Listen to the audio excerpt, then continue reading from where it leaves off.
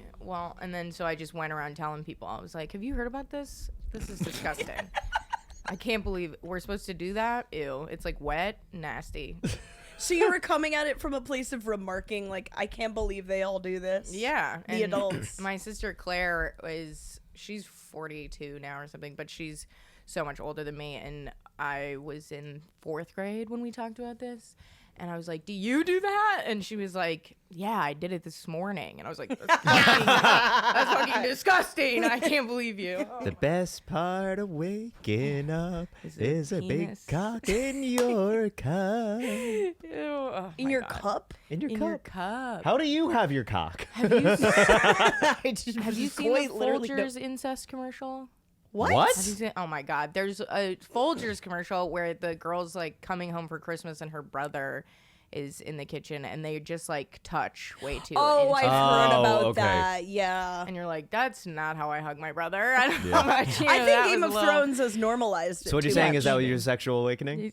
No, that I saw when I was like later, probably like a Tumblr thing. Oh, so you had a late sexual awakening. That's okay. We respect yeah, that. I didn't have sex until I was 21. Really? Oh, wow. Yeah, because I didn't want to lose my. No, I was 20. I didn't want to lose my virginity as a teenager, and so I turned 20 in December and then fucked in February. Whoa. Were you specifically like waiting it out until you were 20? Yes, because I was like 19, 20. We go. Because I just didn't want. Like I had heard so many bad things about sex as a teenager, and I had opportunities, but I was just like, no. But yeah, I was a really chubby teenager too, so I wasn't really like getting a lot of opportunities to do it. But you did get some opportunities like thrown your way. Like what? Yeah, I but you never remember, like, I like that we're treating it like a scholarship fund. Yeah. which like who applied? So you were scouted by us. by some like just kind of busted dudes where I was like, not you. I was Yeah. like, this isn't. No offense, but like I'm gonna wait. You looked at me when you said that. I'll try not to take that to So heart. sorry. I didn't think mean we to. all looked at you. Yeah. Even if God. we didn't, in here we did. But yeah, I love hearing about people's like virginity stories because it's always Oh, something yeah. weird. You know, sex is such like a freakish thing. And the whole myth of like you're gonna feel different afterwards. I remember having sex for the first time and being like, yeah, I knew this was gonna be easy and like not make me feel any type of way. Like, this is I'm so underwhelmed. I didn't even know that I had sex the first time I had sex. 'Cause That's I had not a sex, good what thing does to that say. mean? I know. Scary. Well, I had sex with Yeah. a girl, so I didn't realize it was sex. Which isn't Oh, real. sure. Of Which course. is not real. I was like, oh, it's not real what I just did. So I was like, I'm a virgin. And I think I actually told my college boyfriend, I was like, I'm sorry, we can't have sex right now because like I'm a virgin. Meanwhile, I had been literally like boning a steady chicks. girlfriend for like 2 years in Oh my high God. school. Yeah, that's the thing. Do you count it if you're like fingered? Because I remember telling somebody that I got fingered and they were like, you lost your virginity to somebody's hand. And I was like, well, I'll That's let you such take. a I'll let you take this crazy one. way to That phrase it is. it. That is a wild thing it felt to very be rude. told. Yeah. I was like, fuck you. And it was like my sister's friend that was just at our house. He was like a creepy guy who Oh, just asked God. me weird questions. Wait, you said is this the sister that's like a lot older? No, I have 3 brothers and 3 sisters. So this Okay. was my sister Jane's friend. Okay. Yeah, he was a weird Wait, dude. how old were you and how old was this friend? This I can't even remember. That I probably was like 17 or 18 when that happened. But yeah, I was getting finger fucked a little bit, but I wasn't having. Penises have always grossed me out. I think Yeah. they're nasty to look at. I'm Yeah. like, ugh. Well, 3 brothers. You'd a lot to I choose actually from. never saw any of my brother's dicks, which feels like Okay, That's can a I win. just say, Yeah. job well done to the brothers out there. Yeah, You totally. did. You did a great job with this one. Yeah, luckily because they were so much older, I didn't even like hang out with them very much. I did see my dad's dick one time, and he got so mad. I just like walked in the bathroom. I didn't know he was in there, and he pouted for like the rest of the day. I was like, Pouted? He- sorry. My daughter Yeah, and he's thinks like, it's too small. Was he Oh, just my like, dick. oh, rats? Yeah, he's like, shit. Oh, darn. Yeah, fuck. Oh, yeah, and if he's a Minnesota guy, he was probably like, oh, God. Oh my god, my dad Oh is God, I'm not- just so sorry I did that. He's from Texas. My dad doesn't have an accent because he was in radio for a long time, so he's very Oh. neutral speaking voice. Oh wow. Dude, I just found some like fucked up shit about my dad like 2 weeks ago maybe because I found out when I was a teenager that my grandfather was not my biological grandfather. Whoa. Wait, I had the same experience, but you go first. This is I didn't have that, but my dad had that experience. It sucks. It's very jarring because we were just at a car wash and he was like, yeah, my bio dad, blah, blah, blah. I was like, that's a really weird way to refer to Granddaddy Allen. And he was like, he's not my biological father. I haven't told you this. And I was like, no. What? And he was like, yeah, my biological father lives in California. His name is Don. And I was like, is there anything else? Like, that's crazy. That is insane. Yeah, it sucked. And then my brother, a couple weeks ago, he was digitizing VHS tapes, and he had like tapes from the 60s of my dad. And apparently my dad was like kidnapped from his biological father by my grandmother. And they like staged Christmases and birthdays and taped them to like pretend like he had lived with them longer. So it was like very upsetting and creepy to watch. That feels a little like Twilight Zone twist vibes. It So wait, was. to prove to whom? The FBI apparently. Cool. Or something like that. And I Oh was my like, God. whoa, what? And then both my brother and I were like, that's why dad's so fucked up. Like, Oh yeah. he had a really rough childhood. And he told me, he was like, I always like sensed that my father didn't love me, but I didn't know why. And I was like, because he's not really your dad. Oh, it's like, that's such a bummer. And then there was like all this. Oh shucks. Yeah, It's the same reaction as This when you saw really- his dick. This really ruined my week. Oh my This- God. Yeah, and then there was like this random stuff because he was taken from Texas and then brought to Virginia, and they were going to like some sus rallies apparently, and like dressed up my dad as like a Confederate soldier as a child. So there was like some cool racial stuff. That in was there the only too. thing he liked. Yeah, That I was was like, we all were like, oh no, and I always knew that my grandparents on my dad's side were racist, but we just didn't really talk about it. So to have like footage of stuff was such a bummer. And then I told him, like, I was at the club and somebody was like, you seem like you look upset. What's wrong? And I was like, I found out that my dad was taken to like white supremacist rallies as a child. Like, I feel not good. And the person like was like, Jesus, and turned away. And I was like, I'm upset about it. Like, I'm not being like, we found out like this was sick. I was like, no. But I was like, I maybe, so that I'm talking about it right now, I'm like, it feels a little weird because I don't know, my friend was like, yeah, you probably shouldn't tell people that. And I was like, Oh, why? come on. I was like, it's not my fault. It was No. before, like, I wasn't going. You're not complicit. Yeah, I was like, damn. It You just, probably like, shouldn't have dressed your dad up like that before you were born. Exactly. Yeah, Yeah. it's totally my fault. It's And like, really fucking. You I shouldn't remember have gone back in time I and been asked- like, Dad, you're gonna like this when you look back in the future. you're gonna be super stoked about this. But yeah, I asked my dad once. I was like, was Grandma Allen racist? And he yelled at me for like an hour because Oh she my had just God. died. So it was like not good timing. He was Which like, was you want really to talk shit racist about of her her. right now? Yeah. This is the time that you're gonna bring it up. And I was like, well, I was like, sorry, we don't have to talk about it. But like, it's just a bummer to like have racist family, I guess. Yeah. I mean, that is going into the Thanksgiving episode, I guess that's a good theme. But like, also when someone's dying or dead, like, that is the time you start thinking about that stuff. Totally. Whenever people Absolutely, are yeah. like, don't speak ill of the dead, it's like, why not? Like, isn't What if that they were racist? the time? Yeah, Can we? Yeah, I mean, can we please? Oh Yeah. my God. If you go back in anyone's family tree, most people's family tree, you're gonna find someone who probably didn't have savory opinions. Yeah, absolutely. Right. And that's why Not like, me though, but you guys absolutely. Not me. My family No, is no, no, no, no. stellar. Yeah, Lucas, I feel like your family's like really racist. I simply wouldn't. For I being- simply wouldn't allow that. Oh my God. Yeah. I wish I could cut it out. Luckily, they're all dead. So it Well, that's good. I mean, my family, I'm literally white South African, so I think I don't really have a leg to stand on. Wait, what on are you this. saying, Gabby? What am I saying? Yeah. Oh, wait, do you want to go into detail? Okay, you know who Elon Musk is? Love her. Yeah. Love her work. He and I ran that emerald mine together. Oh my God. Oh shit. Dude, what's funny, the other day, my mom, I was talking about how I'm like broke, and she was like, can't you like go online and like talk to people about it? Like, what's that thing that Elon Musk just bought? And I was like, Twitter? Yeah. She forgot what it's called, and she was like, yeah, you should tweet about it. I was like, that's not gonna do anything. I thought it was so funny. You just tweet about being broke be and like, then someone I'm just gives you a poor. bunch of money. Yeah, I was like, that's not how that works. Can I tell you what my mom said about Elon Musk course. about the Twitter acquisition? So I was Yeah. on the phone with my mom, and my mom is English. She was like, Lucas, what do you think about Elon Musk? And I was like, well, man, he's just an idiot. The way he's like tanked this like kind of institution that's been around for like a little over a decade, so successful, and like in a week it's gone kaput. And she was like, yeah, silly old sausage.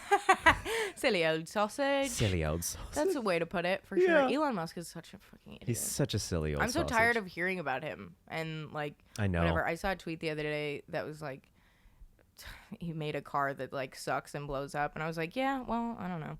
I used to think Teslas were so cool, but now he's Really? just kind of ruined it. Yeah, I don't know. I like how they look, I guess. When I was a Yeah, they're teenager, like Yeah. sleek. when you have yeah. bad You can also taste. program Yeah, the when car you're a horn to be a teenager. fart. I Yeah, kind of like that. That's dope. That I is want, pretty cool. to do it like my own voice being like, move or something. Yeah. I feel like that would be fun. That would be fun. One time I got in an Uber where the GPS was like the voice was like a Cockney child. A child. Yeah, it was like funny. 10 left this way unless you're a wanker. Could you add it like some soot coughs, like it's like a chimney sweep? It's like, I'll make it to Christmas. Oh my god, dude, that's something I haven't spent the last like few Christmases with my family, which is really nice because they always want to watch the same shit, like the really old Christmas Carol. Yeah. That's in black and white, and I'm just like, oh my god, we've seen What's, it. Can what we else pick a is on the different one? rotation?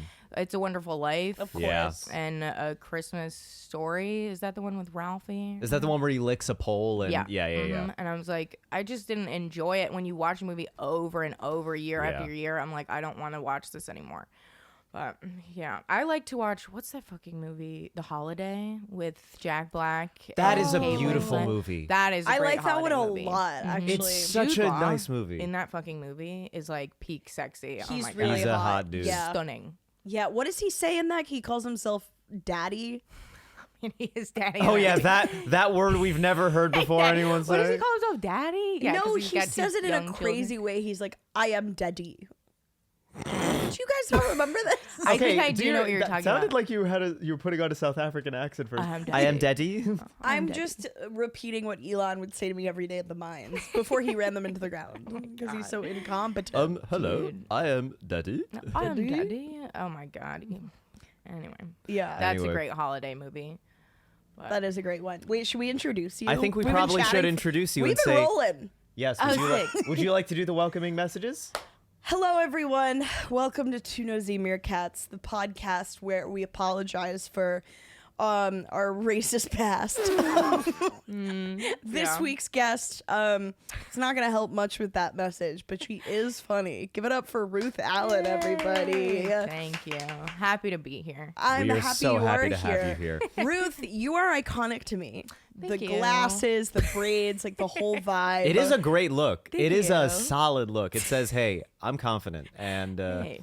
yeah. I wanted to ask you, you said on Max Mellon's podcast, Don't Quit Your Day Job, shout out to Don't Quit Your Day Job, give it a listen, that you went to a performing arts high school. Yes. I also did, but you're the only other person besides me I've ever heard express, like, I hated that. That almost killed me. Yeah. I've been saying this about performing arts high schools for years, and you Yeah. were the first person who ever eloquently spoke about it. I'm so you. excited to hear about this. Because Yeah. a lot of people, I went into it so excited because I was like, I'm going to pursue what I want to do. But just like, I think baseline high school is extremely stressful to be around other kids, and you're like Yeah. experiencing that social anxiety. And then you layer on top of it, like, oh, your classes are like you're performing every single day for your peers. Oh my God. Like, it felt humiliating in an extra special way. I would Yeah. say.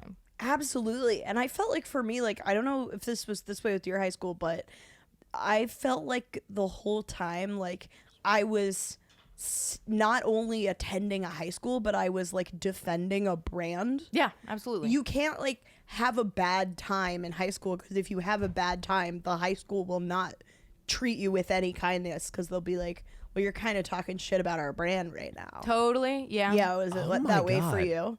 I never absolutely. thought about that, especially with your high school. I never felt like I had to protect a brand. Oh my With my high God, the school. brand, the magic of LaGuardia. Yeah, all the time. The magic. I was like, it would take magic for me not to kill myself. I tried to kill myself my first year there. And Hell yeah, brother. Oh my it was so, honestly, I'm so glad that I did because I'm so serious because I was being like, I'm so glad I explored that route. Right? I'm glad I didn't die, but it's Yeah, just I'm like, also glad you very did. glad. it was a rational decision based on what I was going through. And like, I was just so frustrated because I was started the school year. And then my mom, I remember being like, I'm so depressed. And I really feel like this is too much. And she was like, you're at the school that you wanted to go to. Like, what's the problem? You're like, this is performing arts. What's so hard about it? And I'm like, I don't know what to tell you, but when I tried to kill myself, the school was told, right? And then like I was told later that they like brought everybody in, and people were like wailing. They're like, "Oh my God!" Because it's like the most dramatic shit. And then a couple days later, another girl in my class tried to kill herself, and then my God. everybody I can't was believe she like, tried to "I can't upstage believe you you." copied Ruth." They were like bullying her about it. It was so funny, and I was just because I was out of school for like a month, and she was out of school for like a couple days. When I came back, I was like, "You're so full of shit. You just want it," like, because she saw. That's what people were saying. Is like she saw all the attention that you were getting. Imagine like you do the exact same thing and you don't get nearly as much time off. I know. Well, she like I was told like I can come back whenever I'm ready, and I was just like, it feels embarrassing. Like I wish everybody wasn't told, you know. And when I Yeah. came back, it was like very strange and weird. But the cool thing was I could leave class whenever I wanted to. They were like, if you're feeling overwhelmed, you can just like step out and go. And so I would just like cut class all the time. And then somebody said to me, they were like, I wish I could do that. And I was like, just try and kill yourself. And they'll let you. You just gotta commit to that shit. But yeah, it was dope. But then my mom, I didn't plan on leaving the school, but she took me out at the end and put me in online school because she was like, obviously, like you can't handle this. And I was like, well, fair.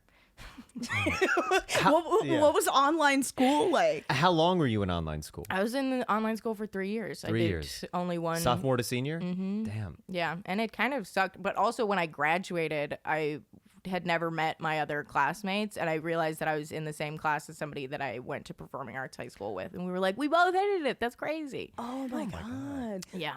Was there anyone you knew who like loved it?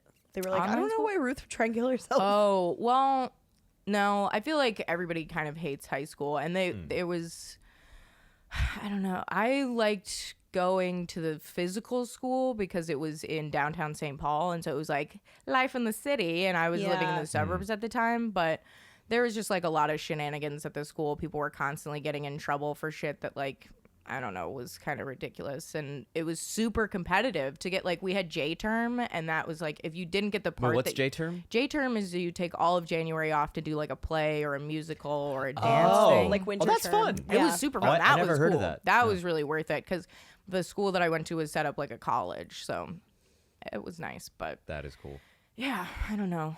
What were we talking about? One thing I'm curious about, Yeah. something that, because like when I started high school versus like how I finished, the high school was so radically different. Yeah. In terms of like how things were run, there was a lot of privileges that we had in the beginning that were taken away over time because it was Sure. Well, because like my high school was like organized like sort of like it was supposed to be like college in that you could choose your own classes in a very similar way. All of the periods were at different times of the day, and like if you had a free period at the end of the day, you could just leave earlier. That's tight. And so, and then like as over time, it just became more stereotypically high schoolish. Like, were there any changes that you noticed like that? Well, I didn't. There was no changes in my first year, but I don't know. And I kind of got out of touch with it. I did like that they had like a huge prom every year. It was called Finale, which is like. Oh my God. That's the thing about performing at arts high school. It's so like, where everything is very exciting, and this Yes. is Finale, and I was just like, fucking whatever. And then there's like a dance track, right? So they're always just like doing like a flash mob at the end, and you're like, shut hate the fuck it. up. It's so obnoxious. They have no is the chill. thing. They really have no they- chill. It's often to the detriment of like anything actually getting done. I remember my senior year at high school, they changed all the bells to like jazz music. And so when a class would begin, sometimes you wouldn't know because you wouldn't hear it. Because it would Yeah. be like this Because soft, it's relaxing Yeah, and, 'cause it would and be like it's vibing. background soft music. trumpet. Yeah. And you wouldn't hear it until you were late because the late bell was a bell and it was loud. Yeah. And you're Oh, like, that's rude. "Damn." Yeah. And I remember just being like, what is this for? Yeah. Did I really want to like risk like demerits or whatever Yeah. so that I could like be like, wow, my school plays You looked jazz. so triggered by that word. That's the thing. Demerits, when I was a kid, we had a chalkboard in our house and you would get demerits if you did something wrong. And if you got Wait, in your 5 home? In my house, yeah. What? Yeah. It was my it a dad's idea. strict like house? Oh yeah. Yeah, and Oh so my God. if you got 5 demerits, you couldn't be a part of family night at the end of the week. What's family? What It's what happened family in family? finale. It's family finale. Yes. It's like we would just watch a movie and make pizza and have like Twizzlers and popcorn. So it was like you don't get to be a part of that if you fuck up enough. Oh my And like my brother God. Tristan was all like on my dad's bad side, so he like couldn't have family night with us almost like every single week, and so it just was like a terrible thing. Where is and he now? He lives in New York. He's chilling. He's Oh, okay. that's Good. nice. He's fine. But yeah, it was just kind of depressing. And when my parents got divorced, my mom stopped doing the demerit system. And I remember going into the garage once and finding it and being like, Jesus Oh. Christ. I was. You could say it was. Did you her not biggest, want to just like kick it and Kind like of, yeah. And when I got mad at my mom as a kid, I would write her name on it and put a bunch of demerits. get her ass? Yeah, right. I'm just But you could like- say the divorce was her biggest demerit of all. Yeah. Right? Yeah, that was a bummer. And also, when my parents got divorced, nobody told me because I was 4. And so my mom was in therapy and I was just kind of like chilling, playing on the floor. And her therapist was like, Did you tell her? And she's like, oh, she knows. And she's like, Oh I my don't think God. she knows. And it was like, because I remember watching my dad like put his stuff in a truck and like drive away and everybody was crying. And I was like, so dramatic. Like, what is the problem? You're like, he's going on a just- trip. He's going on a trip. Yeah, I was like, I'll he's see gonna him be later. back. And Yeah. then my mom was like, he's not coming back. And I was like, oh, well, that sucks. Now you know why everyone's crying. Was that like a Totally. consistent theme of just like people thinking, "Oh, Ruth knows. Ruth has been told." been was told. it was it also because you had Yeah. such a big family that they Yeah. just assumed that word had gotten around? Kind of, yeah. I have like discovered a lot about my family that I'm like, I really wish I had been told about that. Jesus. But anyway, You're like, I now could I have know. guessed at that. Yeah, Yeah. so I have like major trust issues, really like have trouble connecting. I don't feel connected to my family at all. It's really kind of a Oh, bummer. goodness. Is there any in particular? Oh my God, let's get deep. I love Yeah. this. Are there any family members in particular who you're close to? Not really. I mean, I just Any cousin who before Thanksgiving was like, "Hey, let's go for a walk." absolutely. Oh my God, I wish. I'm getting closer to my sister Catherine, and my sister Claire, but like I'm really busy, so I Yeah. don't have Yeah. like. And when I talk to people, I just have like the same kind of stories. And also, my siblings for the longest time were like, I'm the youngest, right? So for my whole childhood, they would be like, "You're so annoying. You're so annoying. Go away." You'd be like, "I want to hang out with my friends. Leave me alone." And so now, like, I do stand up, and they think that's cool. So they're like, "Wow," and I'm like, "It doesn't feel good coming from you." Yeah. I'm like, "Oh, now I'm cool enough to hang out with. Sick." Where was this when I was 4 and Yeah. not doing stand up? Kind of, Or yeah. were you mad I just wasn't passed at the clubs when I was 4? The youngest stand up Yeah. ever. And they're sweet. They're fine. And like they a lot of my family lives in Hawaii now, so I'm gonna go Whoa. for Christmas and hang out with them. oh shit. But it's just like weird vibes where I'm just like, what do you Yeah. want to talk about? What was the last holiday season you did spend with family, and how was there anything that happened where you were like, "Yeah, maybe not even like dramatic, but you're just like, yeah, this is it. I'm not doing this It anymore." just kind of feels boring. And that sounds so mean, and they might No, watch it's this. not. Yeah. And like I'm close to my sister Claire, but we just like are living our own lives. Yeah. And I'm trying to think, like, I can't even remember the last holiday or like what year it was. Because also we were poor, so like Christmas kind of bums me out too. And Yeah.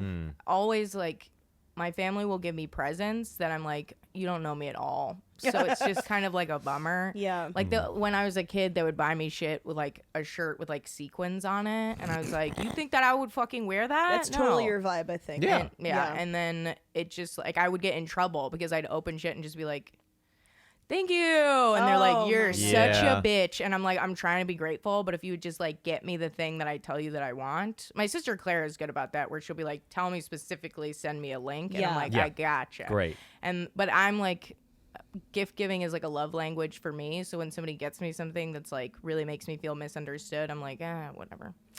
Yeah. It's okay. I remember my grandma one year got me like a Hannah Montana guitar bag, and I remember being like this is the worst. Like, I'm not like a Hannah Montana girl. Please say that you use it every day now. Please. Well, That's where it I was hope this kind is of like going. that because when my mom was like, you have to wear it to school. I need a photo of you. It's going to make your grandmother so happy. And I was so mad. And then I got to school and everyone's like, whoa, Gabby, sick bag. And I wore it every day. Nice. Yeah. That works out. So maybe being misunderstood or misunderstood by Pink Yeah. is, Oh my god. is the best way. Yeah. I'm kind of a Pink stan, actually. Oh, I love Oh, Pink. yeah. Pink is She's the cool. coolest. You like cool. Pink? Yes, I What do. music did you grow up listening to? A lot of old stuff. My parents, my dad worked in like classical music radio, and Oh, my yeah. mom teaches violin, cello, and viola. So classical music was just always on. Do you play? I do. I played violin for a while, but it really hurt my hands, so I switched to the piano. Yeah. Famously not demanding of your hands at all. Really. Well, it's like Yeah. like the violin it's the what is it? Calluses. You have to develop calluses and shit. And also Oh, I like see. vibrato made me so mad. I could never nail it. And my mom Just like wiggling the. Yeah, you should I need to stop doing that. yeah, it's just and Yeah, what are you doing? Hey, let's move on. He's doing some finger it's- movements. It's Yeah. funny that I perform now because playing an instrument in front of people felt like a traumatizing experience where I was like, I'm really just doing it for myself. But my mom made me do competitions and recitals and stuff. And I would just like, I would nail a piece by myself. And then I would go to perform and my hands would start shaking really badly and sweat a lot and my fingers would slip on the thing. And then I would basically just want to smash my violin because I was like, I know that I'm good and I work really hard. But every time I perform in front of people, I seem like I don't know what I'm doing. And I lost the competition, and I told my mom before, I was like, if I lose this, I'm never playing again. And she was like, fine. And then I lost, and I was like, fuck this. I was so dead ass. I'm not playing ever again. And she was like, Do you feel anything similar? Like if you record a set versus when you don't record a set, do you Yes. do better when you don't record? 100%. Yeah, The same. first time I recorded a set, I had like this 5 minutes that was just slaughtering, and I was like, I'm gonna get this tape and submit it to a festival. And it was the first time that it was like a very tepid response to the material. And I was like, as it was happening, I was like, this is the fucking worst. And I was like, I think it's because of how I'm saying it, and I'm too in my head, and I'm thinking about that the tape is going. And then I went outside, and I was so pissed. And this guy came up to me, and he was like, I thought it was really funny, actually. Like, I thought it was funny. And I was That's like, thanks a lot. And then he turned to his friend, and he was like, didn't you think she was funny? And he was like, I don't know. I couldn't tell the difference between her and the other hole that went on stage. And I was like, ooh, it made me so mad. And I almost, it was I'm sorry I at, said that. I took, Yeah. He can't control himself. but I was just like, I don't know. It was crazy. And I had a beer in my hand and I straight up almost smashed it on the ground. But I was like, I really like this place. And I feel like if I do that, because that's the thing. When people say shitty stuff to you, I'll flip out and they only see the reaction. So I was like, you know what? I'm just going to walk away. Yeah. And I went That's a and very mature and healthy response. I can't always do it, but The sometimes. other hole, I've never even Jesus. heard somebody. It sounds like he went out of his way to Yeah. try to Yeah. say something Yeah. even Something more volatile. well, if only you horrible. were Yeah. dressed like a giant hole that day. If And what only- made me mad is there was one other female comic on the show. Her name is Shelly Paul. She's super hole. funny. Let's say the word that she wants. The other hole on stage, and I was just like, first of all, our material is super different. There's no way to like confuse us. And Shelly and I have talked many times about how like men are just dumb as fuck, where like Yeah. you can be super different, like look completely different from a female comic, and they'll be like, oh, you're so and so, and you're like, no, what Yeah, are you, yeah. blind? Like, it's so frustrating. But I Who went have you- inside and I told the host. Sorry. No, it's okay. It's okay. I told the host, I was like, this guy just called me a fucking hole. And he was like, well, with the material you do, what can you expect? And I was like, it's just getting worse and worse. I literally felt, I was like, oh my God.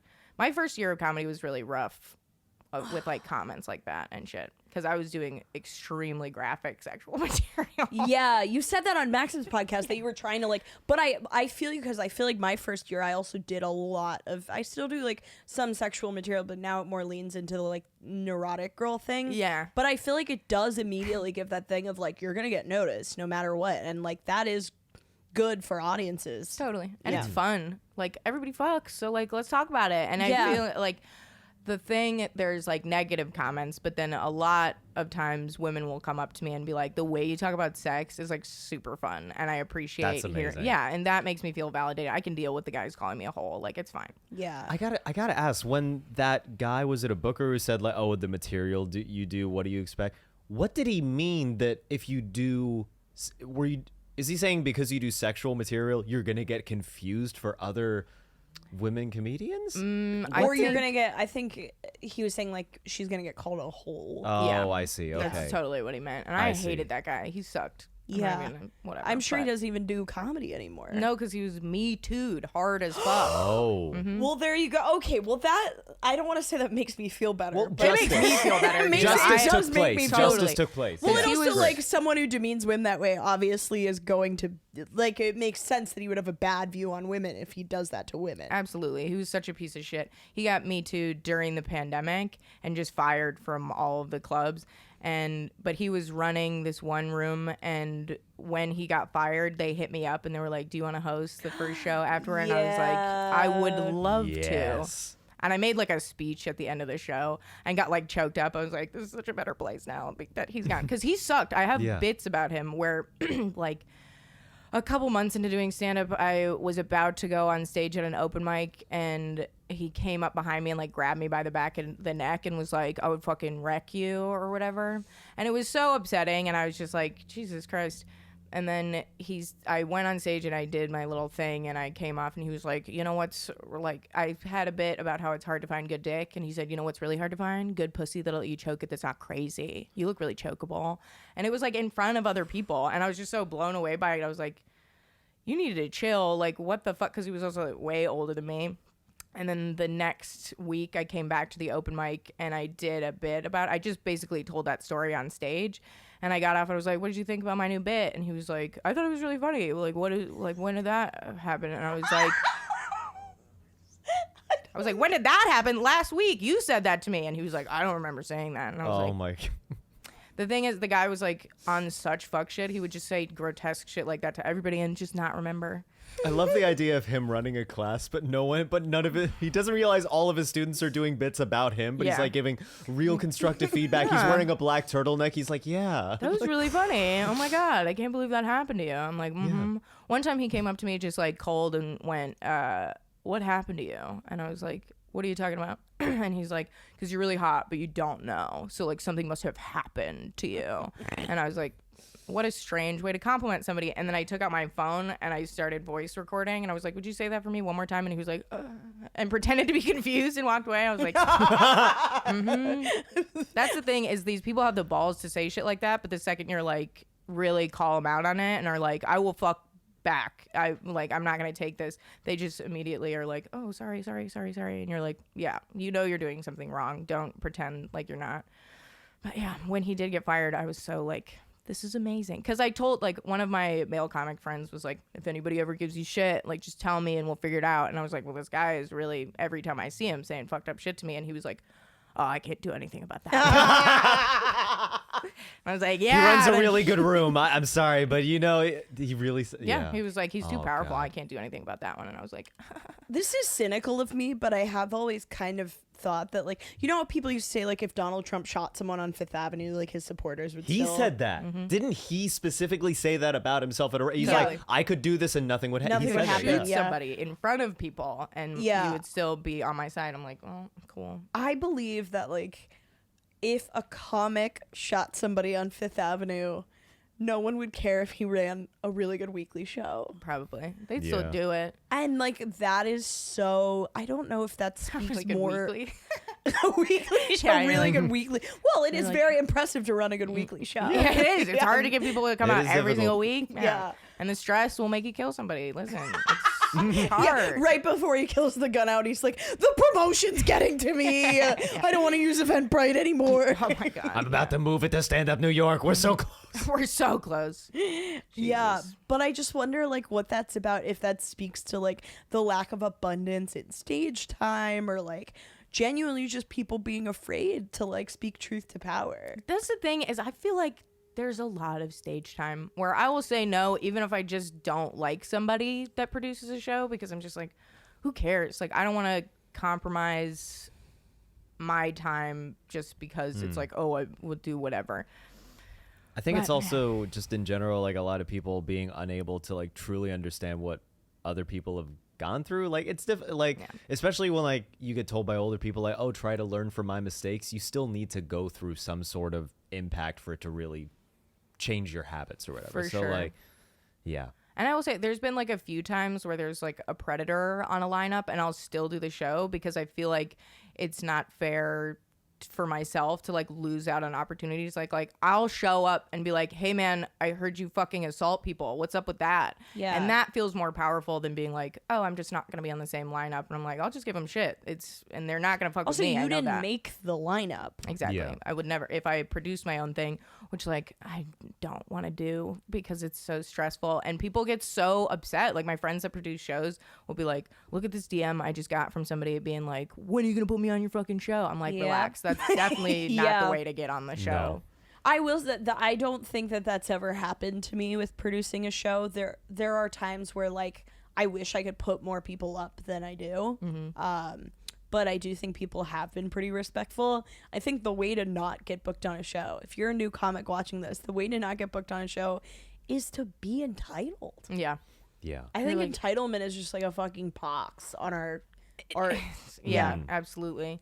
I tried to produce a show when I first moved here and it went so badly. What happened? The first one, it was like fine, you know, and it was a weekly, so it was extremely stressful. I didn't really understand what I was signing up for. You were gonna kill someone on Fifth Avenue. Kill Yeah. somebody. And we were doing it in a backyard. And I remember the second Great promo. show, I showed up and there was a dead bird right where the mic was gonna be, and I was like, that's a really bad omen. This is gonna go badly. And my co-producer left to go to get her hair done, and then like something with that had How gone soon wrong. before the show? Like 5 hours before the show. So I Oh, was like, okay. it'll be fine. It's 20 minutes before the show is supposed to start, and she still was not back. And I was Oh. like, oh my God, I'm sweating bullets. Nobody's there. I like only had like a ton of hard alcohol and no water. And I had booked Todd Barry on it. Oh And my Oh my god. God. he is somebody that I love so much. And I incredible. He's so good. have his albums on my phone and shit, and was like super stoked that he said yes. And he showed up and he was like, can I have water? And I was like, I just had shot glasses. And I will never forget watching Todd Barry look so fucking angry in the corner drinking water out of a shot glass. Like, this bitch is so stupid. And like barely anybody was there. We tried to bark people in. And I told him, I was like, you can do as much time as you want. And when he went up, he was like, Ruth said I could do as much time as I want. And if that was true, I would already be on the train home. And I was like, oh my God. Oh. But then he was like, if I'm having a good time, I'll do like 25 minutes. And then he did. He ended up Okay, that's being good. fine That's because okay. he's crowd work king. He can do Yeah. whatever. And then I remember him leaving and I was like, I'm so sorry. And he was like, it's okay. He was very nice about it, but he did look that's good. very That is, irritated. I'm glad that it ended a little nicer. Yeah. Drinking well, water out of it's a like- shot glass is nice. It was, I'm like, shit. Who it doesn't just love seemed to really. sip? Yeah, I love to. Well, I shoot it. Yeah. But then, like, that wasn't. He went like second or something, and then a couple comics dropped out. But like Jared Waters swung by to do a set. Oh, awesome. Oh, that's good. And he's in the middle of like doing his thing, and a neighbor starts like screaming from a building, and she came down, started throwing chairs, and I was just in the corner like, I don't know what to do. It was Question: were they chairs she had, or did No, she throw our your chairs. chair? Oh my! our chairs. She was like, "Shut the fuck up!" It was so bad. Wait. So wait, did she come down to where you were, get a chair, go back to where she was, and then throw down? No. She was in person. There's like videos of Oh. it too. I'm like, it was so stressful, and I think that was the first time I had met Jared Waters too. Oh no! How did he react? Because he's like such a sweetheart. He was like, better luck next time, man. Like, this went so badly. Oh. So badly that it's funny. Like, this I is like that crazy. he's honest. Yeah. That's cool. Yeah, that's good. And I'm glad we've been able to work together since then, and it's like fine. But I completely, like, I blacked it out for a while because it was so stressful. And also, when I started comedy, I was like, I will consider shows a success if I get one laugh and I don't cry afterwards. And I made it 2 years into comedy, and then I cried after that. I sat on the steps and was like, I feel like a failure. And my friend was like, it's fine, like, it's just not that big of a deal. I was like, you don't understand, Todd Barry. It was just like too much. But yeah, since I have cried after shows too. Yeah. Because I did a show like maybe a month ago at this point where it was 4 people and I was supposed to do 20 minutes and I just ate shit for 20 minutes. They were looking at me like they were confused. It was so bad. Oh no. And I just like, sometimes I can handle a bomb. It doesn't feel that big of a deal, but that like really unnerved me, especially. Did you try and do crowd work with them? Yeah, and they just wouldn't. They just talk wouldn't back. do Oh, it. Yeah, God. So that's I was the worst. like, yeah. now, and like panic just kind of set in, and I started to lose my train of thought and like stutter a lot and get upset on Oh. stage. And I knew that I had something Yeah. after too, so I was like on the train, literally like rocking back and forth, trying to self-soothe. I was like, I'm not gonna bring this energy to the next show. The next show will be better. This is gonna be fine. And then I had like a really tepid, weird set there, and I just went on the street and went between buildings and just cried for a little while because I was like, Yeah. that sucked. Super fun stories. I love this actually. Okay, brag. You get to do multiple sets in a night. Yeah, Oh. that's That's the point. Yeah.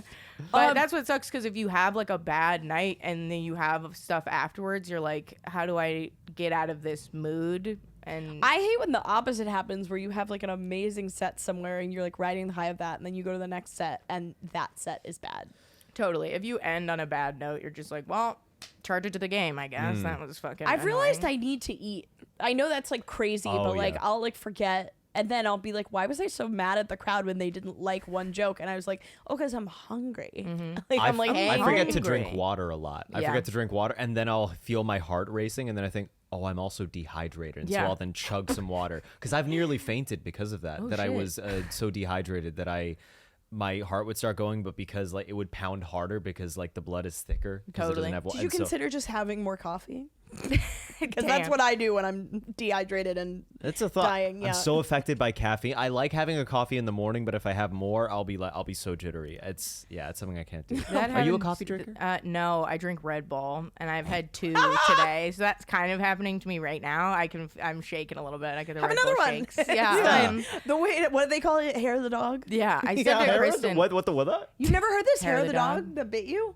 When you're hungover, you're supposed to drink more the next day to like, oh, it's Yes. it's like Yeah. the hair of the dog that bit you. Yeah, The hair of the dog Hair of the that dog. bit it you? does help to drink when you're really hungover. I got so drunk before a show on accident. Look it up. Okay. And was like, oh no, And you had to like perform drunk. Yeah, Oh, and my. I went up, and after I got off, the booker was like, for the first minute, I had no idea what you were talking about. I was like, that's embarrassing. Because at one point, I was like, because if I'm trying to do a thing where I don't prepare for shows right now, because I want to just like get comfortable doing whatever comes That's nice. to my Ooh. mind. And when I first started, I was like very rigid about writing out a set list, but that was stressful because if I skipped a bit, I'd be like, fuck, I can't go back to that because it's so like planned. So I was like, let me get out of that and feel a little more relaxed. And that's helped with like my stage presence because I'm not like over analyzing what I'm talking about. But if I'm drunk and confused, then it's terrible because I was like, now I'm thinking about, I said at one point, I go, there's so much I want to say that I can't say because there was somebody there that I hated. And I was just like, I want to talk shit about that, but that's inappropriate. And then I was just like, what bit could I do right now? It just sucks. And I try, like, I won't really drink before shows because of that. Cause I'm like, it's always a nightmare when you're drunk on stage. It feels scary. I never smoke weed before shows too. Cause it's like, Did you used to do that? I would try cause I like smoking weed, but when I'm stoned on stage, it never turns into like a giggly thing the way I want it to. I always just get very like, I'm in front of people that are Oh, yeah. strangers and I'm the only one talking. It feels very scary. Right. I actually should maybe start, like, I should smoke more weed before I go on stage. Because I had a really good set recently when I was kind of high, but I didn't mean to smoke before the show. I was going to Dave & Buster's with my friends Hell before yeah. Popped Collar and Dan Wicks' show, friend of the pod. Great show. Great show. I was like, my friend gave me this joint that was like, we like smoked a little of it. It turned out she has like the strongest weed known to man. She was like, is that strong? I smoke it every day. There's no wonder, like, she thinks like aliens walk among us and shit. Of course. So Those she's just people never always have sober. the best drugs. She's Not doing- really. Yeah. So we played like Deal or No Deal at the Dave and Buster's, and I was like, oh my god, pop collar is about to happen. So I like get on the train and I go there and I'm like so high, and immediately I like do some riff that like fucking bombs, and I was like, I'm sorry you guys, I'm like so high right now. And then everyone laughs and I like win them back. And then it allowed me, interestingly, to like sit in my jokes for like a lot longer. Oh, sure. Like I was going to a point where I thought I was like going really slow, but it felt like I was also like zooted. It felt like I was like swimming in the laughter. Zooted, yes. And then I kept being like, is there a way you want me to introduce you to comics? And they'd tell me a show, and then I'd go up and be like, this comic has a show that I forgot. You're hosting high? Holy Oh, yeah, shit. I was hosting, Oh, my dude. God. That's oh my god. Yeah. You're like, because that, if I was high hosting, I feel like I would forget to light people and just be like, oh. shit, sorry, I was just enjoying your That shit. actually happened sort of somewhat recently, where Tina Sieben runs a mic at Pine Box, and she asked me to co-host because Divya was unavailable, and she asked me to like light people. But the thing is, I've like gone to a lot of mics at Pine Box, but I've Yeah. never hosted a single thing there. So I just fell into the muscle memory of just being a comic Just and chilling. like sitting in the audience waiting for stuff, and I didn't light anyone. And I've done that before too, where like sometimes people would just get off and I'd be like, oh shit, because you went like 2 minutes over what you're supposed to, and your inner clock will always be like, I feel like I'm going a little too long here. Oh my god, dude, I'm just thinking about something that happened the other day. What happened?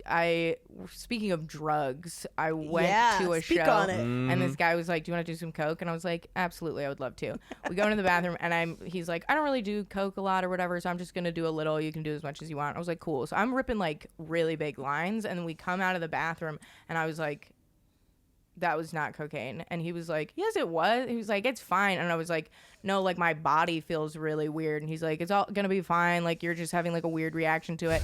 It was ketamine, dude. And I do not do ketamine. And it was like, dude, it was such a nightmare. I was like screaming. Oh my god. And we were in a place after it was closed, and there's mirrors everywhere and disco balls and shit. So I was like, we had to call somebody to come get us because I couldn't even like walk. And he said when he got there, I was sitting in the corner going like this. And I was like, that's so embarrassing. I feel like you did so much you became a horse. It was No, such you were I you were was jerking off the zooted. What do you wanna spirit talk penis about? on your forehead. Yeah, I was just like, I was gonna say fuck. something much less gross, Lukas. I didn't say using her hoof. He was like, it looked like you were trying to just like knock yourself back into it, because I kept saying stuff like, I know that's not there, because I was like hallucinating shit. And Wait, what were you saying? I know that's not there. I know that's not over there. I know that's not real. I know that's not real. And my friend FaceTimed me, and he was like, you opened up the phone and you went, I'm in a K-hole, and then just hung up.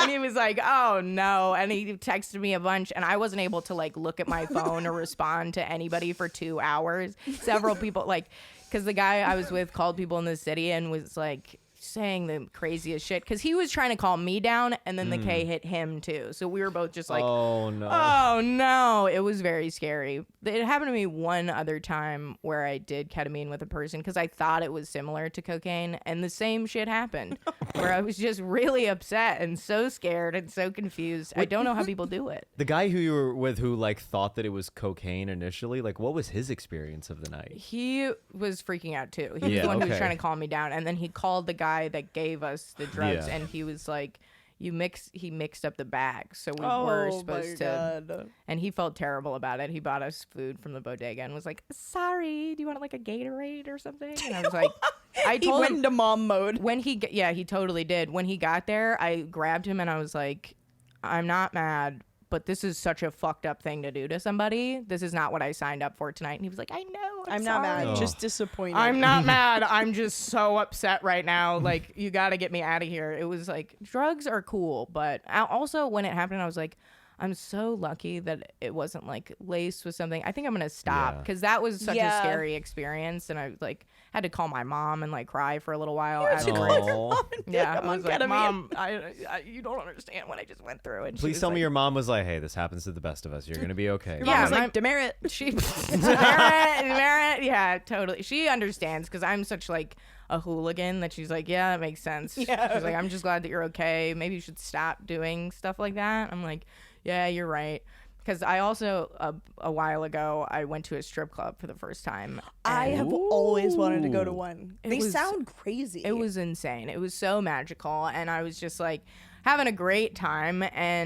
But it was embarrassing because it was my first time. And I was just like, whoa, there's naked women everywhere. And they were making fun of me. They were like, look at her face. Look at her face. Oh. And I the was, naked women were making fun of they you. were. The strippers were That's all my making fun of me. experience, too. And I drank The way too naked much. women. The naked women are always making fun of They me. always make fun of me, but I blacked out there because I was so nervous, and I was just like drinking straight whiskey and being like, whoa, and I hadn't eaten it all. I woke up on my living room floor and was just like, fuck. And I looked at my phone and I had called my mom multiple times at this job. Oh. And I was just like, Mom, there's naked women everywhere. I don't know what to and do. they're making fun of me. But does your family know you're like queer?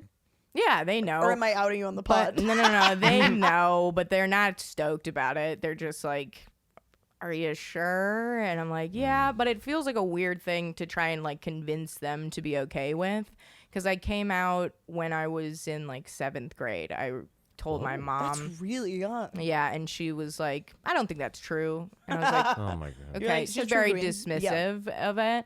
And my dad told me, he was like, I've known you since you were a kid. You've always been into dudes. And I was like, I hate when Interesting. parents do that. My mom did the same shit. She was like, but what about the boy you had a crush on when you were in 5th grade? I was like, yeah, I said bisexual. yeah. Two I'm like, it's sexes or possible. more, honestly. Yeah, bisexuals get a lot of grief. And that's why like I don't really talk about it a lot, because if I'm not with a woman, people act like, oh, so you're just like, and I'm like, whatever. I'm not going to make it a big thing. That's why when my roommates were like, we're waiting for you to come out as bi, I was like, yeah, I am. But Should have seen me in that strip club. I blacked Yeah, out. but you Yeah, won't I blacked believe out. it I was until I so have hyped. evidence. Like, yeah, you gotta just show your parents the video of Yeah. you at the strip club. I know, where I'm like, look at the wonder in my eyes when I Where look you're at a naked where you're woman. blacked out from anxiety. like- Look how anxious I was. This is what bi is. I know, it's totally. Yeah. I've But- always wanted to go ever since I saw Magic Mike. Ooh, Because yeah. Magic Mike is a fun movie. Amazing make movie. furniture? Incredible. It's such a good movie. Yeah. Yeah, it is a good movie. And The Channing sequel Tatum, is also so fun. Channing beautiful. Tatum is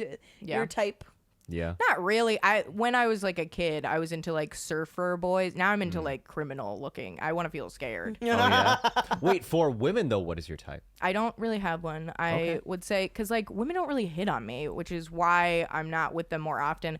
Because I also don't know how to do it in a way that doesn't feel creepy. Yeah, I know what you mean. So, but like after a show a few days ago, a girl came up to me and was like, "So you have sex with women?" And I was like, "Yes." We ended up making out of the show. It was very cool. She was very That's nice. awesome. That's yeah. awesome. And I was just like, That's this is awesome. lit. Oh, yeah. But I don't really enjoy going on dates with women because I feel like fetishized. It's really frustrating. Why do you feel fetishized? People stare and like, Like by other, not by like the girls you're on dates with. That's no, what was that's fine. confusing I don't me. mind being Yeah. sexualized by a person that I also want to have sex with. But I took this girl By a fellow hole. to a Yeah. bar, and the bartender like That's the app. when she went into the bathroom, he was like, here's some free shrimp, like, oh, you're making my night. And it just felt gross. And I was like, I'm sorry. Also, free shrimp. I know. I was like, I'll take the shrimp, but like, stop. Oh my God. How was the shrimp? It was good. It was good. I get fetishized for free shrimp. That's Yeah, fine. I like shrimp. But also, we all this have our girl, price. I was the first woman that she had been with, and so she was like, do you notice that people are like staring? And I was like, yes, I do, and it doesn't feel fun for me. She was really stoked about it, so it was like kissing me a lot more, and it felt very like performative. I hate that. Oh. Yeah. And I was just like, I don't need more attention. This feels too much. And that's like the attention part of stand up is like the least fun part. I just like making people laugh. It's not about like, Yeah. ooh, look at me, blah, blah, blah. So when stuff like that happens in regular life, I'm just like, But you also wanted to be an actor from a young age. Is that Yes. like the performance element or like the making people laugh element? I Or does think the hating the performance remind you of high school? Like, hell, this is taking me back. kind of does remind me of high school, but I think I liked playing pretend and like playing Yeah. dress up and stuff. That's where I think the love for like, I thought I would enjoy acting because of that, but even like being filmed always makes me nervous. And I remember I told my brother, Oh, they're off. I just like I try not to think about it because it makes me like kind of shaky and weird. Yeah. And that's not great to be an actor, you know. Being on stage feels a little different because I can kind of disassociate in a way, and it doesn't feel permanent. But I told my brother, I was like, I feel really uncomfortable in front of the camera. And he was like, well, then maybe acting's not the best route for you. And I was like, yeah, you're right. That's gotta feed into like when like that one time you filmed a set that it was like not so much fun. I when I was a kid, I hated having my photo taken. I hated it so much. Yeah, because when they took your photo, you would disappear. Because I'm a vampire. Because you're a vampire? Yeah, I don't show up in mirrored objects. Dude, all my school pictures are so bad. Really? Yeah. I want to know about I have bad this. ones as well, yeah. I Very I do weird too. look. I didn't know how to smile until It's I so was... weird. They make you intellectualize your smile and how you look. It's so fucked up. And the guys like that were always behind the picture thing in school, they'd always be like, I try to be silly. And I'm like, this is super unpleasant. And I would always get a stain or my hair looked really bad on the day, and to the point where my mom just stopped buying the pictures. Like I don't have any high school pictures because I was just like, why bother? Now I kind of regret that because I would think they're funny. But You have other photos of that time though. Yeah. That's all you need. Mainly selfies of me at home. That's like being in online school made me such a freak. It was like, Were you like, was it like goth, emo? Like, what's the vibe? I was very much like a Tumblr bitch. Oh, yeah. I had a short like pixie cut and I dyed it purple and I dyed my eyebrows purple. Oh, Wait, let's can you send us go. a photo of this time? Yeah, absolutely. I got a Oh lot. my God, thank And you. Dude, I was so obsessed with Benedict Cumberbatch that it was a problem. My mom would warn people before they came over the house. I'm so serious. She would be like, don't bring up Benedict Cumberbatch or that's the entire evening. I would tell people the size shoe he wore for some Which reason. is? I Which can't is? remember anymore. Thank God I've healed. He Heal. got Trauma, yeah. healed, yeah, and I got like so angry when he got married. I like went into like a blackout rage, was just like, I can't believe this. This is so frustrating. And I deleted all the pictures I had of him off my phone, and it was just like felt such a personal sense of betrayal. I was an insane person in high school. 'cause Was I it a just- genuine plan of like I'm gonna meet him one day? This is Yeah. gonna happen. Yeah. And I convinced other people. People were like down with the mythos that I was like gonna get married to Benedict Cumberbatch somehow. My mom was down like, with if you it." can figure it out. If you can finagle that, Yeah. She was like, I'll be impressed. Because I had a friend at the time who, like, she also believed it, and she would write fan fiction of me and Benedict Cumberbatch.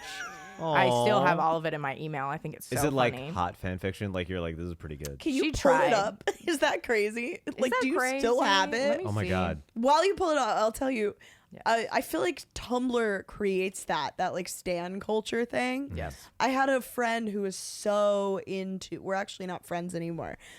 She was so into Darren Criss, and one day Darren Criss was gonna the guy from Glee who played. Oh, Blaine. yeah. One That's day, cool. Darren Criss was gonna talk at our high school, but there was a day like she wasn't there, so our other friend said to her like, as a joke, like, "Oh, Darren Criss came, like you weren't here. We all loved it so much, like we had so much fun," which is like hilarious, right? Because that could be so easily resolved. Not funny. She cried for days, and then she told her mom, and then her mom messaged that friend on Facebook, the friend Oh who my played the prank, God. telling her, and her mom was like, how's it feel to know you're the worst friend in the world? Holy shit. Really, Oh like, my God. lit into her. It was crazy. That's so intense. Dude, see, that's why I hate it. High school is so crazy, and kids are insane and just do mean shit to fuck with each other. Yeah, I found it. By You the way. found? Oh my God! Can you read some? wait, please. so bad. It's so bad. Oh Let's my God. hear it. Wait, Let's hear this it. is fan fiction that a friend wrote or you wrote? My friend wrote. Your friend wrote. Okay. Oh my God. My friend. I am so excited. This is so fucked up. Okay. No, it's right into the mic. We need the best sound quality on this. This would be. Do you want to read it? I could no. I want to hear in your voice first. Okay. If you feel like you Actually, want to I switch. kind of want Lucas to read it in like a sensual fan fiction voice. Ooh, okay, Exactly, okay. All right, 'cause I all right. can't I'll do do it. it. I'll do it. Yeah, can you make your voice as like rumbly as possible? Oh yeah. I can't wait. I'll do my humble And best. it says part 1. It says part 1. Don't read yet. All right, here we go. This is so funny. Okay. Ruth and Benedict Oh my God.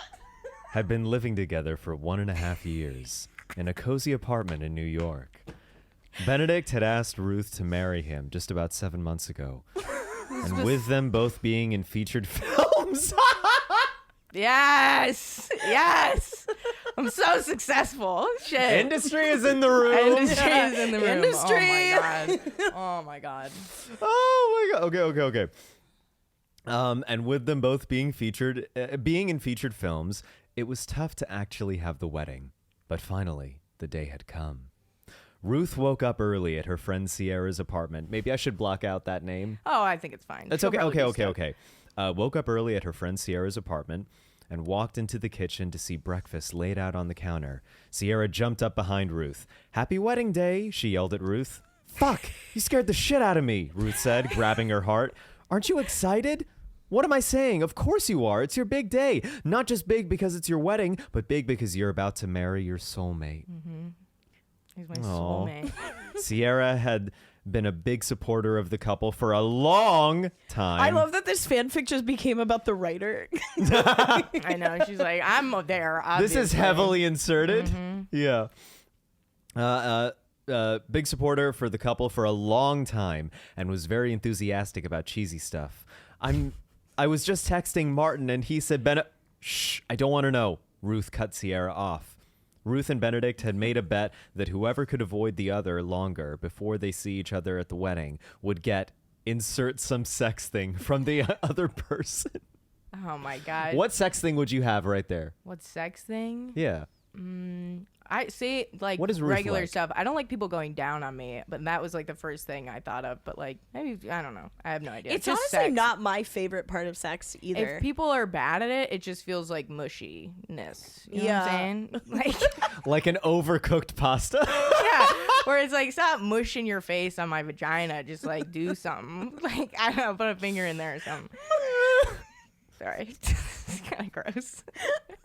Insert mushing of faces down there. Insert a sexting. I love that she wouldn't do it. And what's funny is we talked about this later because me and this girl would hang out like every single day. It was gay. We were being like super gay with each other, and we're just like, we're best friends, but like we're very I know it. invested. And later she told me, she was like, I think I was in love with you. And I was like, yeah, that makes sense. You were like writing novels for me and shit. Like, of course. No, I was like, I loved her too. It was great. What's fucked up is I like ghosted her out of nowhere. I just like went into like a depressive episode and just stopped talking to her, and that was like very sad. She was Aw. cool, so I feel bad about that. That'll happen. no. That'll happen Yeah. though. Kids Shall are I keep stupid. going? Yeah, A little absolutely. more? Or if you want to All right. skip ahead, if there's anything. Yeah, 'cause skip it's getting ahead. a little long-winded Okay. for sure. There's a lot there. Yeah. All Yeah, right, skip I'm to the moving ahead. wedding. And they're not. It's like not gonna be. Oh, I've got to Okay. where Benedict enters. Okay. Perfect. Benedict enters what? There's what? All right. Sierra kissed Ruth on the cheek and said, "Have fun." Yeah. And then she walked out of her Super place. gay. And a small orchestra started playing. Jesus fucking And Christ. Ruth opened the doors and walked down the aisle. Immediately, she saw Benedict. His eyes were watering, and a smile slowly grew on his face. With every step Ruth took closer to him, both Sierra and Martin wiped away tears, except Martin tried to do it sneakily. Once Ruth got to... Classic Martin. Classic Martin. Classic Martin. Once Ruth got to Benedict, she didn't know what to say. It's not that it was overwhelming. It was that it was just perfect. Aw. Benedict said to her, "Hello," in a soft, deep voice. She responded, "Hi," I'm like, hello, hey, what's poppin'? in a sweet, soft voice. Classic wedding banter. Right. Hey. Hi. Hello. Hello. Jesus. Wow. Oh my god. Oh my god. That's the end. And what's funny is that I was learning how to play My Funny Valentine on the piano at the time because I was obsessed with him and was like, he's my funny Valentine because he's like weird looking. Yeah, Super I think weird. a lot of people thought he was really funny and they were confusing that with like had a weird face. Totally. Yeah. Yeah, he's got such a weird face. But then when he actually got married, his wife walked down the aisle to My Funny Valentine, and I Oh. nearly lost my mind. I was like, I know him better than she does. And like, I was so fucked up over it. It was like, Oh my God. mental illness, dude. Yeah. God damn. I wanted to ask before we get into listener submissions. So a lot of listeners write in where they talk about how they're dealing with like depressive thoughts and suicidal thoughts. Like, Absolutely. how do you feel like you self-soothe during like a bad That's time? a great question. You've been through a lot of bad times. You've come cried. out the other side of it. You've had your time. You've Yeah. cried. You've married Benedict Cumberbatch after Yeah. living in a small cozy In a apartment. cozy apartment for a year and a half. Is that what it said? I'm like, Yeah, so after he asked you to specific. marry him 7 months before. Very bananas quick timeline, by the Yeah. way. Super quick, but we're in love, you know. Yeah. And when it's Yeah. right, you just know. Love conquers all other venues plans. As far as like self-soothing with depression, I'm still super bad at it because I don't know, you just feel like it's never going to go away. And also, even when times are like good, I feel very paranoid of when it's going to get bad again because I know I'll just get super, super sad. And what I have to do is just like call a friend. When I was a teenager, I would listen to stand up. And now that has ceased to be soothing because it's my job now. So I'm like, that kind of sucks. But I call my friend Ahmed when I feel super upset. And he just like makes fun of me, which helps a lot because it doesn't feel mean spirited. He's just like, oh, she's crying again. Fuck. Look at this. He's like, it's not that bad. And I'm like, I know, but I don't know. It's just such an irrational thing because nothing is even happening. I'm just like, life is exhausting and it's not going to be over till you're dead. Like, come on. It doesn't feel fair. I love that too because I think a lot of people have this instinct that's like when someone's so upset you have to validate them, and like to an extent that is true, but I think more often what helps me is feeling a little invalidated, feeling like your thoughts are actually stupid and they don't matter. I'll be like, you're right, because I have too many of them and I could actually let a few go. Totally. Because they're not all helpful. It's also being met with reality, Yes. but in a kind way where Yeah. you know someone isn't attacking you. They're trying to help you against those thoughts. Totally. Yeah. Yeah. My mom once said to a therapist, she was like, no one has suffered as I have while she's crying. And her therapist laughed so hard and was like, do you realize what you just said? Nobody has suffered like you. And she was like, you're right. That was a ridiculous thing to say. You need somebody, because it feels like that. You're like in performing arts high school, when I tried to kill myself, I was like, I don't want to live to see myself fail. Like, I'm going to be a failure. I struggle with like an all or nothing mentality. Or if I don't get married to Benedict Cumberbatch, my life is for nothing, you know? It was like crazy. And now everything changes, and when I feel super stressed, I'll tell myself like, this could go as badly as possible and I will still be able to live a life that's worth living, even if I don't like get successful in stand up or I start bombing every single time and blah, blah, blah. I can move somewhere in the middle of nowhere and fucking get a job at a coffee shop and just like have friends and do normal shit. It's not that big of a deal, but it's hard not to put a ton of pressure on yourself to succeed. Yeah. And I think that's where a lot of my unhappiness comes Yeah. Yeah. Do you find it all like physical activity, not even like intense exercise, but just going for a walk ever helps you out? Totally. Yeah. And when I was in high school, I stopped taking depression medication and I would go on 8-mile walks because there was this little like nature trail, and that was super helpful. That's awesome. Because it was like I would listen to a podcast or listen to stand up and just be like, it's beautiful outside. Nature makes me feel better because Yes. I think I'm like, I'm a part of nature. I'm like, I don't have to be Ruth all the time. I can just be like cells that's moving around. It's not that big of a deal. Wow. You're such a cool collection of That cells. was wonderful. Thank you. And you know what cells we love? Our listeners. There's our listeners. Oh, kill us now. I just lost, or I just got organ failure from that. End it all. all Okay. So basically, listeners write in. Sometimes they I'll be want right back. advice. Sometimes they just want us to comment. And we do whatever the most painful option would be for them. Nice. Okay. If they want advice, we withhold it. If they want, We withhold it. yeah. Okay. Do you have one let's- pulled up? Yes, I do. Go for it. Okay. Want to join my conspiracy theory concerning crazy cat people? This is an actual scientific theory. For starters, I'm an evolutionary biologist from Germany and a huge fan of yours. Thank you. During my studies, I stumbled upon this little organism called Toxoplasma gondii, which sounds fake, which is a parasite affecting cats and roughly 50% of all humans on Earth. Usually pregnant women get screened for it, as carrying it can have health complications during birth, and that's why pregnant women are advised to stay away from cleaning cat litter. But what does this have to do with crazy cat people, you might ask? Based on a study done on mice, they purposefully infected a group of them with toxoplasma and observed that being a carrier of this parasite actually reduces the natural aversion against cats for those mice, and even lets those infected mice tolerate cats in their surroundings. The parasite needs the mice to be eaten by cats so it can complete its life cycle, so it inhibits the instinctive flight response for them. To this day, it is not yet clear if this might be a major factor for certain people being obsessed with cats while others aren't. What's toxo what? Because I know about toxoplasmosis. Toxoplasma.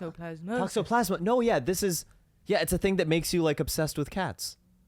I think I have whatever that is because I'm like deathly allergic to cats, but I can't stop being around them. Cats are cute. I like cats. I'm not a cat person. I accept them. I accept their lifestyle. I accept their lifestyle. We can coexist. Yeah. I had 3 cats growing up. Just don't do it on my lawn. Wait, the thing with cats where they're like, you have to integrate them, otherwise they get upset. We got a kitten and tried to integrate it into our other 2 cat little family, and they were just not having it, and they started to piss everywhere to mark their territory. Oh, yeah. And cat piss is one of the worst smells in the world. And Truly. they would one time the cat pissed on my lunchbox. I didn't notice. Put it in my backpack. No. Went to school, and they had me, like, it started to stink up the entire hallway. People started to have allergic reactions. I had to put my bag outside. Oh, no. It was fucking humiliating. That's kind of hilarious, though. Yeah, and then I was in the nurse's office because I had to get a new uniform, too. It had, like, somehow, like, got on my clothes. And I remember the nurse looked at me, and she was like, I just want you to know that you're handling this really well. It's I was That's like, how you know you should be handling it worse. That's what I'm saying is I was like, well, it's not that. I mean, it's like, it's just gross. But she was like, the look on her face, I was like, oh, an adult is embarrassed for me. So this is very serious. Oh, my God. that I would rather have the school nurse be like, you have cancer, Right? than be like, you're handling this so well. You're handling this really well. Jesus. If I were you, I would be in tears right now. And I was just like, fuck. And then it was sucked because I was super chubby, right? And my mom pulled up to the school and brought me Taco Bell as like a little treat because she's like, I'm sorry the cat pissed on your lunchbox. And the teacher, she had missed my lunch period, and I had to sit and eat Taco Bell in front of my entire class. She was like, we're not going to the next period until Ruth is done. And they all were sitting on the other side of the room in like the reading nook, and I could hear people whispering and laughing. And I was like, Oh, no. it's all good, whatever. And so I finished eating, and then I went to therapy after school, and I was like, I feel like they were making fun of me. And my therapist was like, people don't talk about you nearly as much as you think they do. That And is I good was like, advice. That is Yeah. so good and she so was true. so wrong, though. I think that, yeah. This sounds like one of those times where they absolutely... They were making fun of you. Yeah, There's they were literally roasting the nothing shitting else out you of could me. be talking about. Right? I'm like, On that day. Jesus. Because I told my friend, I was like, yeah, my therapist said that I'm being like, whatever, paranoid. And she was like, no, this girl Christine was being like, Taco Bell, that's why she's so fucking fat, blah, blah, blah. And they were just like geeking out about it. And that will haunt me. And honestly, if I even saw Christine now, I would be like, it's beef It's forever. on site. Fuck If you. I Yeah. saw Christine, So I'll mean. beat the Just let shit me- out of Christine. Yeah, I'm like, and then at the end of the year, I didn't invite her to my birthday party. And she was like, why? And I was like, why the fuck do you think, Please say that you Christine? serve Taco Bell. No, I didn't. No, I can't even remember. There was probably not food. I was poor. It was just like, Oh. Do you still like Taco Bell, or is that sort of like causes bad memories? no, I love Taco Bell. Taco Oh, Bell's that's good. delicious. I'm a Taco Bell stan. I love a Crunchwrap Supreme. I love the Crunchwrap Supreme. That's like the best thing they have. Totally. I have a shirt. I bought Taco Bell merch. I'm very passionate about Taco Bell. This is a cool thing. Good. Good. Okay, wait. All I right, got you got another another one. one? I got another one. Okay. Hey there. I have a question that I have been struggling with that I think you guys might be able to help with. I am 22 years old and a closeted gay man. Well, this has brought some issues. It's been hard. Yeah. I wonder why you say that, my man. This has brought some issues, but one that has constantly been eating at me is that my best friend, 21, also a man, my best friend and I are really close. I've known him for most of my life, but he doesn't know I'm gay due to him having a very religious upbringing. Same with me. I'm scared of what may happen from it. Well, recently I found myself catching feelings for him, but he says he's straight. He even has a girlfriend who's a really nice person, but I'm not sure if it's friendly. But we've cuddled together, watched movies in the same bed, and shared food, and he says he's straight, but I don't really know what to do because I do see him as an attractive man and have even started catching feelings, but he's very religious and in a relationship, so I'm not sure what to do. Any help would be great. Love the podcast. You two are a great source of laughter. We've been there, right? Yeah. Come on. I don't think so. I'd say I try thought and you meant fuck me. him. I was like, I don't know. We've all been We've there. all been there, especially fallen in love. Lucas. I've like gotten crushes on friends for sure, but I would say keep that shit to yourself. Spend less time with them. Well, you know what? Yes, I actually do think that's true. Yeah. Yeah. You gotta give space because also if like he's straight, but like I love that he's like we've shared food. Like we've shared food before. I'm like that's kind of a normal friend thing to do, Yeah. though, right? But said like Okay, but cuddling, Come on. in like a bed together. Yeah, I'm like were the legs intertwined? Come on, just I would talk about it. I think. But every time I've ever told a friend that I like them, they're like, yeah, I don't feel that way. So just know that it's going to go badly. Yeah. It's But going to it's- sting and you're probably going to lose him as a friend. It's also that the guy who writes in, he's closeted. And this guy is in a straight relationship. So, and like is afraid of the reaction because that dude is religious as well. Sure. So, I'm like, how religious? Are you going to tell him and he's going to be like, ah, or something? That would Yeah. be fucked up. That would be fucked up. And Then probably- you're not friends. Yeah. Jeez. I think the first thing to know is you're not alone. We've all had crushes on our friends. Lucas has cuddled in the same bed with many men. Oh my God. But that was actually platonic. He's just a cuddly guy. yeah. When they fucked me in the ass, that was also platonic. the It was ass. Oh my just- God. In the Why ass. did you say it like Fucking- that? Up the Did ass. I ask- When they fucked me on the ass. Yes. I had a Why did I say it like I had a friend I was so bad with always like signals. Like I had low self-confidence, so it's over now. I'm perfect. Yeah. I like never thought anybody could like me back if I liked them. I literally had a friend, Same. we like masturbated together in high school. Not like we didn't jerk each other off, but we like masturbated in the same bed. And later she was like, I kind of wanted to hook up with you that day. In my head I was like, no shit, we were literally masturbating in Yeah. the same bed. You'd think that I would have done something about it. My Holy dumb ass was like, this is what friends do. Yeah. So I think the first thing to know is you're not alone. Second thing is if he's cuddling with you, that's pretty gay. Yeah. Right? Like Pretty you gay. don't have to come out to him. You're under no obligation to even talk to him about it. Yeah. But like know that he's a little bit gay for you. Yeah. It is. Here's the thing. Like, we've had like one of my best friends from high school on the podcast. His name is Josh, and like I've talked with you. Did you two cuddle? No, that's no. This is what I'm about to say. Is that we are so close, but we've never. I don't think we've ever cuddled. No. I have certain friends that like we don't even hug because it just like isn't really the vibe. But Yeah. like Kristen and I, for example, will cuddle and stuff, and that's never felt confusing. But I did have girlfriends growing up that would be like, "We should practice kissing," and I'd be like, "Yeah, I think you want to fuck me." Like this feels not friend. That was fun though. As a kid, when you're like figuring it out and you're like, "We're doing something," it just feels so sneaky.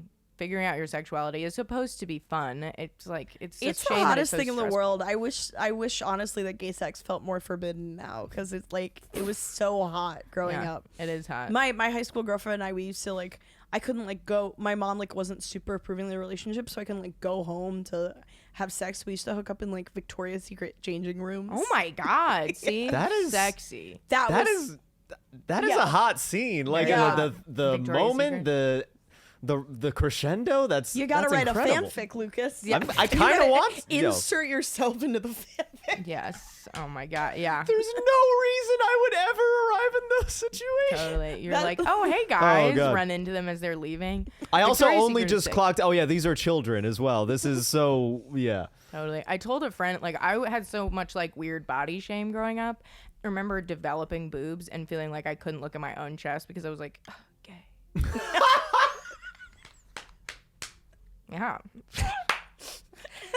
It's fucked They must have up. been great boobs. Yeah. Because I've never Yeah, I have looked at great my tits. boobs and been like, oh shit. Like, I know. My friend was like, that's so wild that some people are like, I knew I was gay when like I saw this woman in a movie. You were like, I knew I was gay when I saw my own tits. I'm like, yeah, yeah, baby. pretty much. Damn. Did you? This is such a weird one, but did boobs ever get to a point where you're like, oh, I must be gay at this point? If they, yeah. Dude, tits are wonderful. Oh my God. I agree. love them Oh, so much. I've never seen big boobs fan. that have been like, Yeah, Victoria's Secret as a child, I would like sweat when I was in there because it's like there's softcore porn all over the place. You're like, can't look at it too long or people will know. I always felt competitive with those women.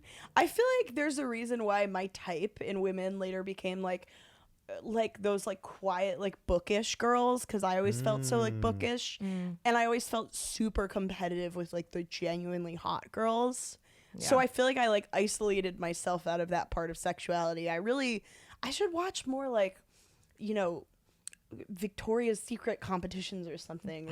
Really make that okay. You really just want really classic, like, top standard of beauty. Like I think I should go back to like 2000s beauty standards. That would heal myself. Amazonian women that are just Kate like, Moss. Yeah. Kate Moss is beautiful. That's the thing, is my type has never been like hot people, because if I get around somebody who's like gorgeous, I can't function. It really intimidates me. Like one time I was just at the gym and on the treadmill, and there was a commercial with Ryan Reynolds where he's like looking into the camera, and it's like a bunch of him in a neighborhood. He's like the only guy, and he looks into the camera, and I was looking, and it was like he looked at me, my face got bright red, and I was just like, oh my god, if I met him I would just lose my mind. He is a handsome fella. I'll give him that. He's also someone that a lot of guys are like, if he said something, dude, if he tried to fuck me, I might let him. I might cuddle. Yeah, I might cuddle, watch a movie, share some food. I think, you know what? That's one good piece of advice for this closeted kid. Just be like, ask your straight male friend, like, would you cuddle with Ryan Reynolds? Yeah. Because you could maybe like do a tacit bonding over like, that's one way I feel like guys express like a little bit of gay desire, is just to be like, bro, this celebrity, like even any straight guy would be like, he's hot. Totally. I know exactly someone who, if this guy like hit on me, I wouldn't say yes, but I would be so flustered that I would hesitate before I said Is no. it Chris Evans? No, it's a model named Tony Thornburg. What? Let me Google this, man. I will show you a picture. This is like one of the most beautiful people I have ever seen in the world. This guy is insane. Models are like, I can't stand it, dude. Oh Yeah. my God. Aren't hot people awesome? They're very cool. They're usually not very interesting though, which is the win. Yeah, that's true. I think ugly hot, the way that it's conceptualized, like, is ultimately the actual reason that people have sex appeal. I think it's always the people who look or act the most like real people who everyone's most attracted to. Yeah. Just letting the you know, Benedict thing. you're not ready for how hot this guy is. Okay, show me. Yeah, he looks great. Oh, actually, he does look great. Here he is. Ruth's gonna get flustered. Ooh, beautiful. Look at the cheekbones on that Yeah, dude. the cheekbones are like razors. Stunning. If he looked at me, I feel like my cheeks would slit I think in half. I could be wrong. I think he's like half Japanese, half Norwegian or something like that. That's Yeah. a nice combination. Yeah. Look at us being fucking what is it called? Eugenicists. We're like, that's such a good combo. Hey, they his should make parents, more of they those. knocked it out of the park with him. They really did. They gotta make more of those. Oh my god. All right, we got one more. Yes. Hi, Meerkats. Sometimes I get water in my mouth in the shower, and without thinking, I spit it out, as I assume we all do. Anyways, this fall I moved into a college dorm with communal showers, and now I have a fear of getting shower floor water in my mouth. If I spit water out, I'm terrified that some of the spit bounces back into my mouth after having touched the shower floor. What? Is that, how short are you? How close are you to the ground? I don't want groundwater to get in my mouth. What? Is this a Don't worry about phobia that. you can You're fine. relate to? I guess we're all like, unfortunately, no. Like, No, this is one of those moments where we got to go, dude, you're dumb as fuck You're for dumb that as fuck fear. for that. That's really stupid. Sorry. We acknowledge you have a fear. This is not a thing that's going to Oh happen. my god. Do you guys have any irrational fears? I have one. Yeah, you go Snails and first. slugs. Really? I know it's a bullshit. It's absolute Interesting. bullshit. I know. Well, it's a good thing that we live in New York, so you don't really like run into that. No, I don't run into them. Yeah. They don't come into the community, and I hope they don't. If pretty slugs fucked up. come to the open mic, watch your back, okay? I'll fuck your ass up. Dude. Unless that slug runs a weekly show. In which case, we'll put up with it. But fuck. Yeah, they can call me a hole, but if they run a good show, If he's a slug. I want to start Yeah. calling men holes. That sounds like You fun. can- Well, they Hey. are. They Yeah, are. the next hey, you can hole. call me a Everybody's hole got it. anytime. You're such an Anyone. ally. Thank you. I have a Yes, fear. ow. I have a fear Whole of, allyship. that's the episode title. That's Whole the- ally. yep. I have a fear of people touching my belly button. Interesting. It tickles. It like Sure. it makes me feel horrible. Being tickled is one of the worst feelings. I hate it. I hooked up with a guy recently who kept trying to tickle my feet, and I was like, no. stop touching me. Oh my God. And then he was like holding my foot, and I was like, this man is going to ask to suck on my toes. I just know it. And then he did, and I was like, no, because I was waiting for it for so long. I was like, Oh absolutely my not. God. Dude, You're it's not a so toe gross. girl. A toe girl. Disgusting. No, if I put my foot in your mouth, I'm not touching your mouth again. It just feels like even gross, like a clean foot. Why? I'm very startled that feet are sexualized. I respect that it is for people. I Lucas respect it. respects I it. really no, I really do. I respect it. I'm writing down whole Allyship. I am happy to say I have never encountered someone who is into feet. I'm Right? so happy. Dude, Yeah. super gross. All right. Anyway. You've been an amazing guest. You've been so you. good. We You now guys are have so one wonderful. final segment for you Yes. if you're ready for it. Yes, I think so. You think Yes. so? Uh-huh. You better know so. Yeah, we need you to take your socks off for this. Yeah, It's take- interactive. Oh my God. That would be the worst. All right, get those Yeah. toes out. Oh my God. Yes. Okay, so you're gonna start. You're gonna tell us how you feel like you're generally perceived by other people, Oh God. and then we'll tell you how we actually perceive you. This is terrifying. I guess like perceived, I don't know. Jeez. I hope that I'm perceived as nice, you know? But for the most part, I feel like I come off like kind of bitchy because I can be kind of like quiet and in my own zone most of the time. But I hope you perceive, oh, Jesus. I don't know why this feels so stressful. Yeah, I think, what do people normally say? Well, I guess also like sometimes when people are struggling with this question, we'll be like, how do you feel like you're perceived by people who love you? Like, what do you think they think about you? Oh, then I'm just probably funny. That's just like my entire personality. I just try to make people laugh, and I think probably the people who know me best perceive me as like kind of in my own head and anxious. I don't know. This sucks. I feel like I'm whiffing this really badly. But yeah, Yeah, Is we're that gonna enough? score Is it that- at the end. Okay. And you're Yeah. gonna get a grade. Yeah. You failed already. I know. I failed. You're gonna have to go to the online version of the podcast instead of the live. Fuck. Yeah. Okay. First off the bat, you are hilarious. Thank you. And truly someone I feel very safe around and someone I consider incredibly empathetic. Thank you. And there was a time recently, I'll mention it. I'll say like a sort of a censored version, but you and I were at a birthday party and someone got a little handsy with me. And I didn't feel good about it. This person has since apologized to me profusely, and I have forgiven them.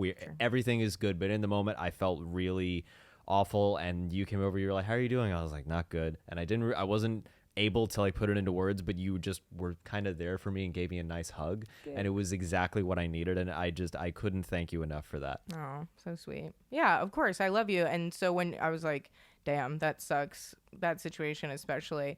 Birthday parties are hard. I find I always end up at a party with the other person who's like, I feel really nervous. And I'm like, yes. And that's okay. That's fine. I'm like so down to just like sit and talk to one person and try. Yeah, I'm very empathetic to the point of like a problem because I can always tell when somebody's upset. And I'm like, is it me? Yeah, you're just upsetting Did I do everyone something? clearly. But yeah, I'm so glad. Yeah. That's really nice. I would say witty, acerbic, interesting, interested, and really hardworking. Thank you. And at first when I met you, I was like, is she gonna be like hard to get to know? But I realized maybe it's the opposite, where you're like so open with others that maybe you're actually really easy to get to know, and that makes me feel safe. This is true.